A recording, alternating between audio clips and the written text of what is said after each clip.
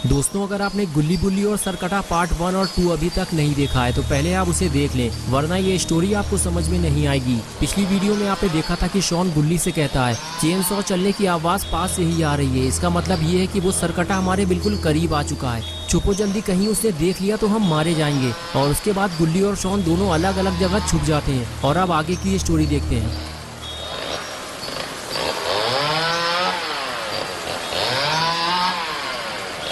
लगता है शॉन की खोपड़ी में भूसा भरा हुआ है, तभी वो ऐसी जगह छुपा है जहाँ से सरकटा उसे आसानी से देख सकता है। गुल्ली भी इस बात को अच्छी तरह से जानता है, लेकिन अब वो कुछ नहीं कर सकता क्योंकि सरकटा अंदर आ चुका है।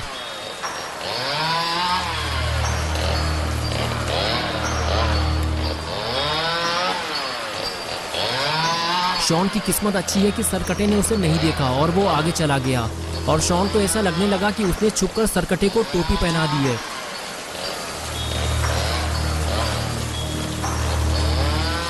कुछ देर तक तो शॉन छुपकर सरकटे को देखता रहा, लेकिन जैसे ही सरकटा गुल्ली की तरफ आगे बढ़ने लगा, शॉन फौरन बाहर निकलकर खड़ा हो गया और कहने लगा, गुल्ली वहां से भागो, सरकटा तुम्हारी तरफ आ रहा है।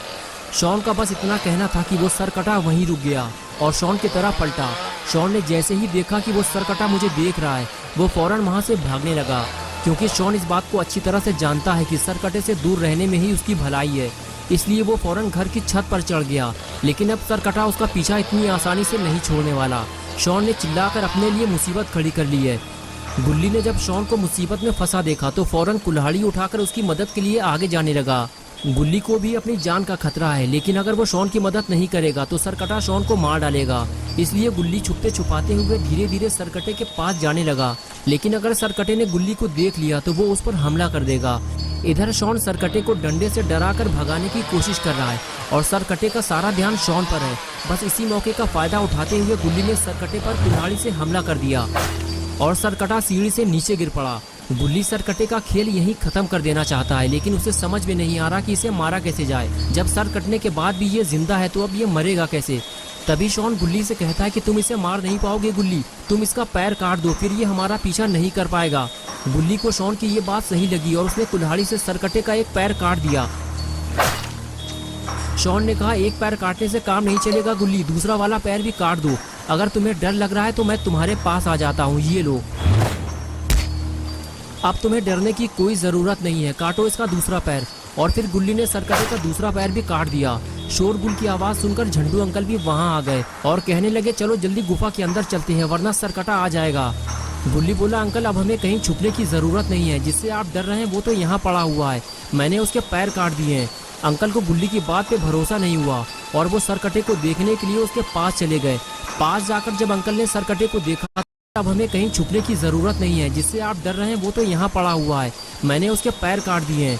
अंकल को गुल्ली की बात पे भरोसा नहीं हुआ और वो सरकटे को देखने के लिए उसके पास चले गए। पास जाकर जब अंकल ने सरकटे को देखा तो उनको अपनी आंखों पर यकीन नहीं हुआ कि गुल्ली ने सरकटे के पैर काट दिए हैं और वो उनके सामने पड़ा हुआ है। अंकल ने कहा, गुल्ली तुमने ये सब किया कैसे? मुझे तो सिर्फ ये सोचकर ही डर लग रहा है कि अगर ये तुम पर पलटकर हमला कर देता तो तुम जिंदा नहीं बचते। गुल्ली बोला, अंकल अगर मैं इसके पैर नहीं काटता तो ये शॉन का कुछ ना कुछ जरूर काट देता, इसीलिए मुझे इसके पैर काटने पड़े और अब ये हमारा पीछा नहीं कर पाएगा। शॉन बोला, अगर ये मेरा कुछ उल्टा सीधा काट देता तो मैं चप्पल से मार मार कर इसका मुंह लाल कर देता। इसे पता नहीं है कि मैं कितना खतरनाक आदमी हूँ, अभी मैं इसे बताता हूँ। तभी झंडू अंकल बोले, रुक जाओ शॉन, कहीं बेतुकी चोट न लग जाए उसे, जिंदगी बर्बाद हो जाएगी उसकी। गुल्ली मैं तो कहता हूँ जितने जल्दी हो सके हमें यहाँ से निकल लेना चाहिए, अगर ये सरकटा उठकर बैठ गया तो हमारा यहाँ से निकलना मुश्किल हो जाएगा, भागो जल्दी। ये कहकर झंडू अंकल वहाँ से भागने लगे। तभी गुल्ली ने पूछा, अंकल आप जा कहाँ रहे हैं? मैं आपको घर तक छोड़ देता हूँ, अकेले जाना ठीक नहीं है। अंकल ने कहा, गुल्ली मैं अपने घर जा रहा हूँ, थोड़ी ही दूर पे मेरा घर है, तुम लोग भी अपने अपने घर लौट जाओ। और एक बात याद रखना गुल्ली, सरकटा तुमसे बदला लेने जरूर आएगा, जितने जल्दी हो सके यहाँ से दूर चले जाओ। ये कहकर अंकल वहाँ से चले गए।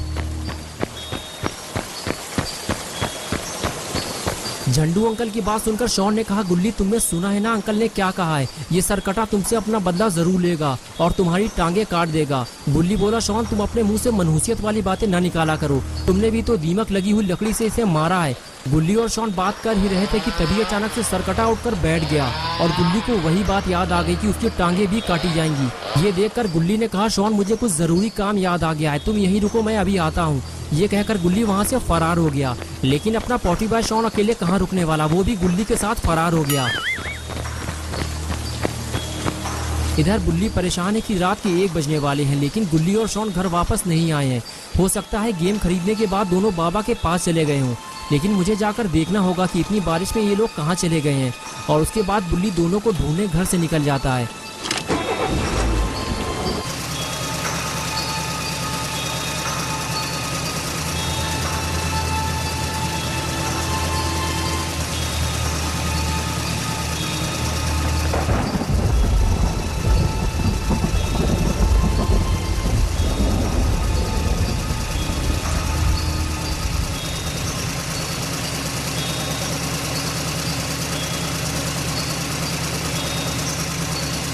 कुछ देर बाद बुल्ली जब बाबा के घर पहुंचता है तो देखता है बाबा के घर का दरवाजा बंद है।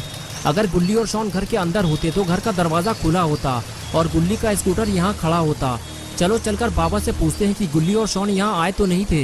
यही सोचकर बुल्ली आगे बढ़ता है और काफी देर दरवाजा खटखटाने के बाद भी जब दरवाजा नहीं खुलता तब बुल्ली समझ जाता है कि बाबा घर पे नहीं है और फिर वो वापस जाने लगता है। बुल्ली को समझ में नहीं आ रहा कि अब गुल्ली और शॉन को कहाँ ढूंढा जाए। चुन्नी का गेम स्टोर भी अब बंद हो चुका होगा, लेकिन चलो चलकर देख लेते हैं, हो सकता है किसी वजह से स्टोर खुला हो और दोनों वहाँ बैठे हों। बुल्ली ने अपनी गाड़ी मोड़ी और सीधे गेम स्टोर की तरफ निकल गया।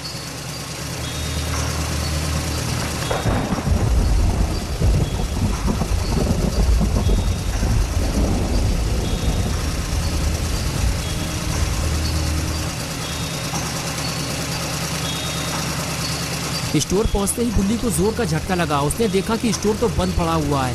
तो इतनी रात में गुल्ली और शॉन आखिर कहाँ गए। कुछ दूर आगे जाने के बाद बुल्ली ने गाड़ी जंगल की तरफ मोड़ दी, इस उम्मीद के साथ कि हो सकता है गुल्ली और शॉन का कुछ पता चल जाए।